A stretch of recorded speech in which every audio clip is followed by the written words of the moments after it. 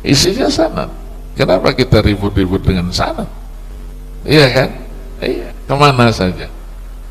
Tidak usah yang namanya keturunan, sanad keilmuan saja harus jelas. Kalau sanad keilmuannya tidak jelas, berarti dia belajar agamanya liar. Menanggapi komentar kritikan dari Prof. Said Aqil Husain Al-Munawwar, beliau mengkritik Kiai Haji Madudin Usman yang mengatakan ilmu Kiai Haji Madudin Usman itu tanpa sanad. Nah, ini berarti bernada melecehkan. Beliau tidak menyebutkan Kiai Haji Madudin Usman dengan kiai kek, atau haji kek, atau mas kek, atau adik kek, enggak, langsung dengan nama yang kurang sopan. Inilah ciri dari Habib Alawi. Tak peduli ia orang yang berpendidikan tinggi ataupun yang berpendidikan rendah, sama saja. Tidak hanya yang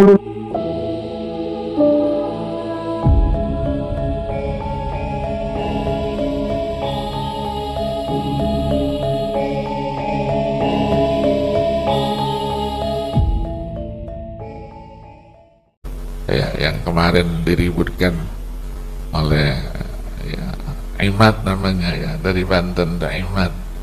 Imad itu tiang, tapi sekarang tiangnya sudah roboh. Kenapa? Karena yang disampaikan tidak didasari oleh ilmu pengetahuan, emosi. Ya, karena banyak orang-orang yang datang dia ke Rabithah Alawiyah yang ada di Tanah Abang itu, minta nasab supaya disambungkan kepada Rasulullah Sallallahu Alaihi. Banyak yang tidak dapat itu, termasuk teman-teman kita tidak dapat. Akhirnya ngoceh lah dia, ngoceh lah. Orang Arab dijelekkan, nasabnya Nabi juga dijelekkan. Ya, ini tidak punya etika namanya. Ya, etika. Iya, tidak ada nasab itu, tidak ada katanya. Lah kalau nasab tidak ada, hadis itu apa isinya? Isinya sanad. Sanad, haddatsana akhbarana. Isinya sanad. Kenapa kita ribut-ribut dengan sanad? Iya kan? Iya, kemana saja. Tidak usah yang namanya keturunan, sanad keilmuan saja harus jelas. Kalau sanad keilmuannya tidak jelas, berarti dia belajar agamanya liar. Ngajarkan orang kepada orang satu kitab sementara dia sendiri tidak pernah belajar, itu liar. Nah, kalau dia sendiri liar, muridnya bagaimana? pada kesempatan yang penuh dengan aura kebahagiaan, suasana yang penuh damai ini, kita akan membahas tentang tema yang hangat baru-baru ini, yaitu kritik dari Habib Profesor Haji ya, Said Aqil Husain Al-Munawwar. Bukan Romo Kiai Haji Said Aqil Siraj, bukan, tapi Prof. Said Aqil Husain Al-Munawwar, seorang Habib berasal dari Sumatera Selatan, Palembang, yang pernah menjabat sebagai Menteri Agama pada era Presiden Mega tahun 2002 sampai 2004 yang lalu. Beliau kelihatannya belum melihat video-video kita dan membaca buku-buku karangan Kiai Haji Madudin Usman Al-Bantani, sehingga dini dalam menyimpulkan permasalahan pernasaban ini.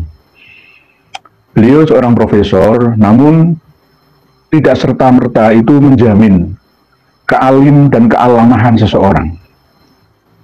Karena setinggi apapun gelar akademik seseorang, tetap akan dikalahkan oleh tokoh-tokoh muda, semisal Mark Zuckerberg, perintis penemu Facebook.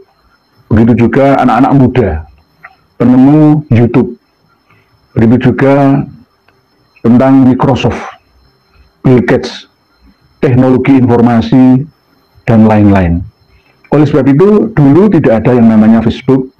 Sehebat apapun manusia yang beredar pada masa lalu, di abad 21 sampai 21 ini berbeda, tidak bisa disamakan. Belajar dan belajar, mencari ilmu tanpa ada jemu dan jenuh, alias sampai menjelang ajal kita. Karena ilmu selalu update terus, tak pernah berhenti, tidak pernah ada kata finish, habis, tidak ada kata-kata itu. Oleh sebab itu, ini menanggapi komentar kritikan dari Prof. Said Aqil Husin Al-Munawwar.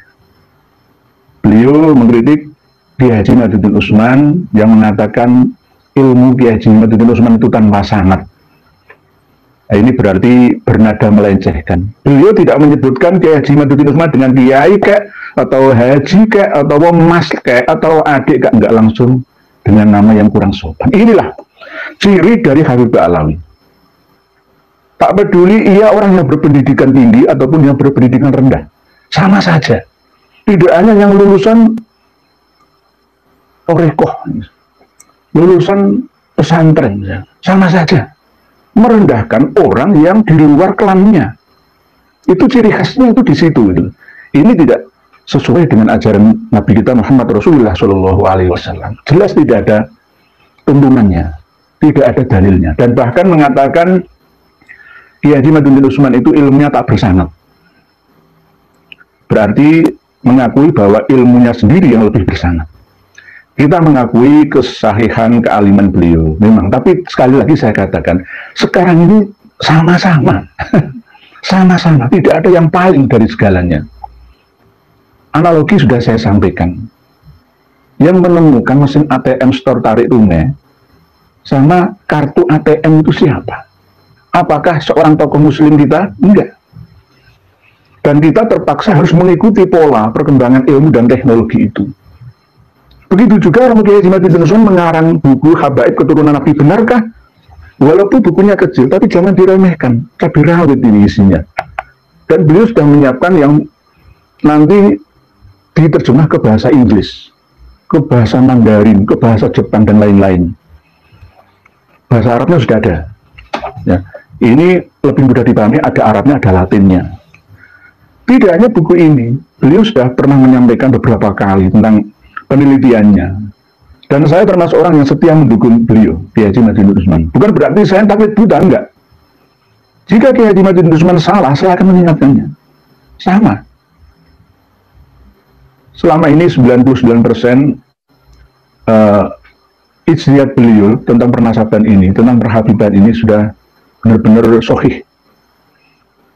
Sahih, tak bisa dibantahkan oleh yang dari kalangan Ba'alawi ataupun non-Ba'alawi, karena berstandar internasional, tidak hanya berstandar lokal nasional saja. Beliau juga mengadopsi beberapa ulama pembatal nasab Ba'alawi di seluruh dunia.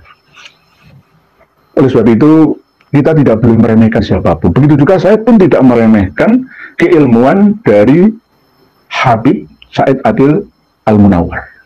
Beliau orang hebat, umurnya di atas saya sedikit lah. Beliau 69 tahun, ya 70 lah masuk. Beliau seorang ya pakar ya, termasuk hafal banyak hadis ya, hafal Quran ya. Tetapi semua ini tidak bisa jadi jaminan. Berapa banyak murid dari saudara saya Ustadz Jam'an Nur Khotib, bahkan putri beliau siapa? Yang menipu banyak orang gara-gara uang. Bahkan beliau sendiri, Habib Said Aqil Al-Munawwar, dia pernah menggelapkan dana umat ratusan miliar, dana abadi umat. BPIH juga digelapkan. Kiai Haji Madzuddin Utsman tidak pernah dalam sejarah menggasak uang ummah. Enggak pernah. Ini ratusan miliar yang diselewengkan, entah yang masuk ke rekening beliau pribadi itu berapa puluh miliar, wallahu alam, tapi jelas diputuskan bersalah sehingga dituntut 10 tahun penjara pada tahun 2006 yang lalu. Tetapi akhirnya ada kasasi, ada banding, akhirnya diputuskan menjadi 5 tahun. Namun 5 tahun penjara itu pun masih bisa dikurangi lagi. tahun 2006 masuk penjara, 2008 sudah keluar dari penjara.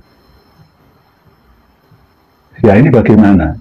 5 tahun, itulah enaknya orang yang korupsi, itu enak. Jadi korupsi itu di Indonesia tidak bisa menggugurkan hukum dari Tuhan, dari Allah Subhanahu wa Ta'ala, sang pengatur dan segala hukum, ahkamul hakimin. Korupsi seandainya 100 miliar, dihukum cuma 5 tahun seandainya, saya mau kok. Saya dihukum penjara 10 tahun, dikasih duit 400 miliar, saya mau saya. Begitu enaknya hidup di Indonesia. Oleh sebab itu hukum di Indonesia ini tidak bisa serta-merta 100% bisa menghapus hukum saja. Tidak bisa menghapus keseluruhan. Jadi beliau seharusnya ada perubahan. Ketika kena masalah seperti itu tidak boleh malah justru khutbah Idul Fitri di Masjid Istiqlal menjadi penceramah. Riwayah wariwayah seorang ulama, alim alamah yang seperti itu tuh gugur secara otomatis, gak bisa dipercaya lagi. Karena apa? Sudah pernah melakukan kesalahan yang fatal. Seorang Habib Alawi, beliau ini menggarung uang dana abadi umat, milik umat Islam. Ini suatu hal yang tidak elok lah bagi seorang ulama dan hafizul Quran. Tidak hanya itu, beliau juga, ya mohon maaf, ini buka-bukaan saja, karena memang informasi internet 2002 sampai 2006 itu belum secepat sekarang. Android belum sebanyak sekarang perkembangannya. Handphone produk made in China belum banyak masuk ke Indonesia. Jadi beliau juga pernah mengalami halusinasi. Seperti halusinasinya para habib-habib Alawi yang bermimpi dengan Qorinah wal Mukasyafah. Apa?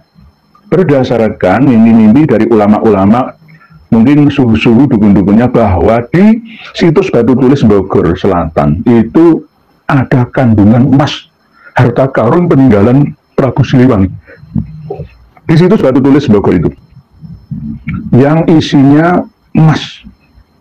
Lantaan itu jika digali, diambil, itu cukup untuk menutup hutang-hutang negara sebanyak 1.500 triliun pada waktu itu.